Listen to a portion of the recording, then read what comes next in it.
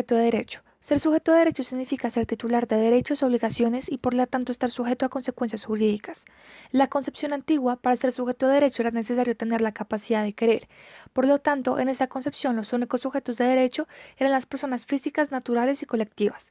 Para poner en contexto esto, se tenía la concepción del sujeto como sujeto propietario, sujeto autor de actos jurídicos y sujetos responsables.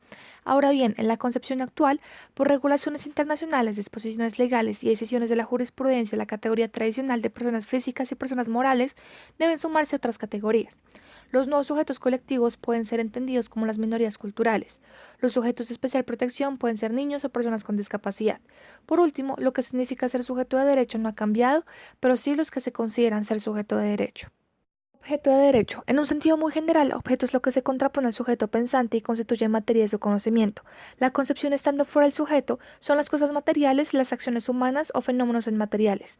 La concepción clásica identifica el objeto del derecho con las cosas materiales, y la concepción moderna sostiene que el único objeto del derecho es la conducta humana.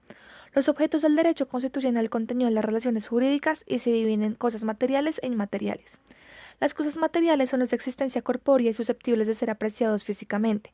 Las cosas inmateriales son aquellas que no tienen existencia física o corpórea, pero son susceptibles a ser percibidos por el intelecto. También tenemos a la persona humana, que puede ser objeto de derecho a lo que se llama conjuntos de derecho de la personalidad. Todos los objetos de derecho deben procurar un beneficio. Son sometidos al poder del sujeto de derecho, deben ser lícitos y deben ser determinados. Persona natural y persona jurídica. El artículo 74 del Código Civil define una persona natural a todos los individuos de la especie humana. En el artículo 90 del mismo código se establece que la existencia legal de una persona comienza al nacer. Esto quiere decir que se comienza a considerar como persona natural a alguien cuando esté separado completamente de su madre.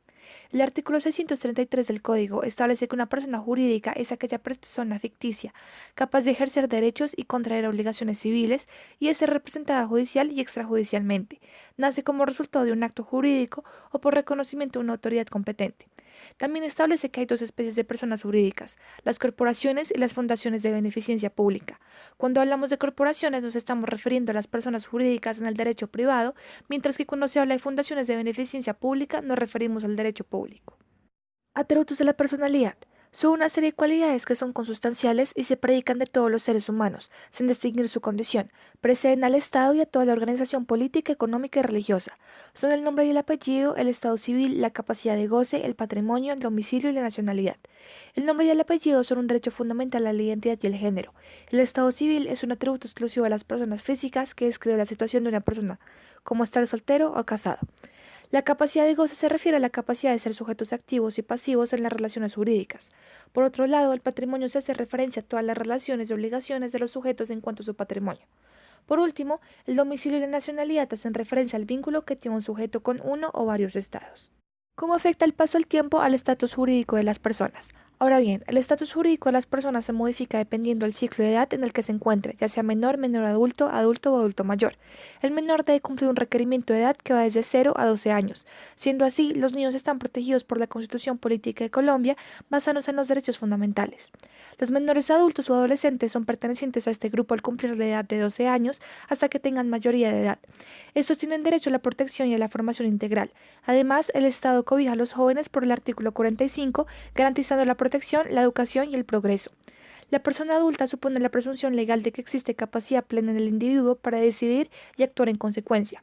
Con respecto a las personas de tercera edad, se les garantiza servicios de seguridad social integral y el subsidio alimentario en caso de indigencia, además de su integración a la vida activa y comunitaria. Patria potestad es el conjunto de derechos que la ley reconoce a los padres sobre sus hijos no emancipados para facilitar a aquellos el cumplimiento de los deberes que su calidad les impone. Es intransmisible puesto que tiene su origen en las relaciones paterno-filiales. La patria potestad está fuera del comercio y por lo tanto no puede cederse. El responsable puede delegar a un tercero derechos concretos derivados de la patria potestad. Es irrenunciable ya que es una institución jurídica básica que tiene carácter imperativo y no se admite una dejación voluntaria de su contenido. Imprescriptible ya que permanece con el tiempo hasta que el menor involucrado llegue a la mayoría de edad o sea emancipado. Límites de la patria potestad. El padre y la madre gozan por iguales partes de todos los bienes del hijo de la familia, exceptuados el de los bienes adquiridos por el hijo como fruto de su trabajo o industria, a título de donación, herencia o legado, el de las herencias y legados que hayan pasado al hijo por indignidad o desheredamiento de uno de sus padres. Ahora, un joven puede ser emancipado, ya sea por emancipación legal, el artículo 314 del Código Civil, o el artículo 315 del Código Civil, en la cual se efectúa la emancipación judicial. Régimen de representación. Representar es declarar la voluntad, crear una relación jurídica ajena y los efectos no se radican en el representante sino en el representado. Según el artículo 1505, los efectos de la acción que una persona facultada ejecuta en nombre de otra recaen sobre el representado, mas no sobre el representante. Todos pueden ser representados, tanto las personas naturales como las jurídicas, los capaces y los incapaces. Según el artículo 428 del Código Civil, las personas que tienen la facultad de representar a quienes son considerados incapaces se denominan tutores y curadores. Por otro lado, las tutelas o curadurías pueden ser testamentarias, legítima o dativa. Como establece el artículo 443 del Código, la testamentaria es aquella que se constituye por acto testamentario. Las legítimas son las que se confieren por la ley o los parientes o cónyuge del pupilo. Por último, cuando no se cumple ninguna de las condiciones de las dos anteriores, se establece una tutela dativa, lo que significa que la autoridad competente elige al tutor o curador. Capacidad jurídica. Entre capacidad jurídica y capacidad de goce no se distingue una gran diferencia, por lo tanto los trataremos como el mismo término. Esta es una atribución de carácter sociojurídica que es definida como la aptitud que le confiere directamente el sistema jurídico a un sujeto para ser titular de derechos o de deberes, o más genéricamente de situaciones jurídicas subjetivas. Toda persona, por el solo hecho de serlo, tiene capacidad jurídica. Para una persona física, la capacidad se adquiere desde el momento del nacimiento, mientras que para una persona jurídica de derecho privado, la capacidad jurídica se adquiere desde el momento que surge a la vida del derecho. El ámbito jurídico de una persona física es mucho más amplio que el de una persona jurídica. Las físicas son titulares de los derechos de la personalidad como el derecho a la vida, al honor, de los derechos de la familia y los patrimoniales del momento en que nacen. Las jurídicas carecen de la mayor parte de los derechos de la personalidad. El único que cabe reconocerles es el derecho a la firma social y el relativo al honor. De igual forma, carecen totalmente los derechos familiares. Por lo tanto, el campo de acción de las personas jurídicas se extiende en relación con los derechos patrimoniales. Capacidad de ejercicio. La capacidad de ejercicio, también conocida como legal o de obrar, se refiere a la calidad legal del sujeto de poder actuar en derecho y comprometerse sin la mediación u autorización de un tercero. Como esta expresa en la ley, toda persona es legalmente capaz, excepto aquellas que la ley declare incapaces.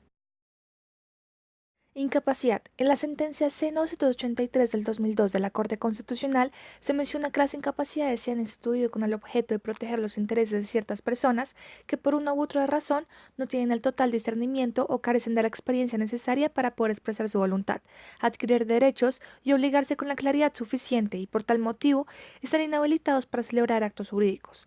Las incapacidades se dividen en dos, en incapacidades generales y particulares. Las generales son aquellas que limitan al sujeto en la realización de todos sus actos, salvo aquellos que expresamente se les autorice llevar a cabo.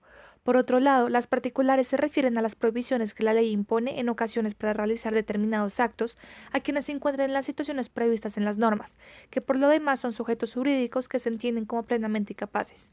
Las incapacidades especiales tienden a proteger intereses de diversa índole y por eso no existe una fórmula genérica para identificar cuándo debe haber una incapacidad de estas, ni tampoco cuál es su alcance.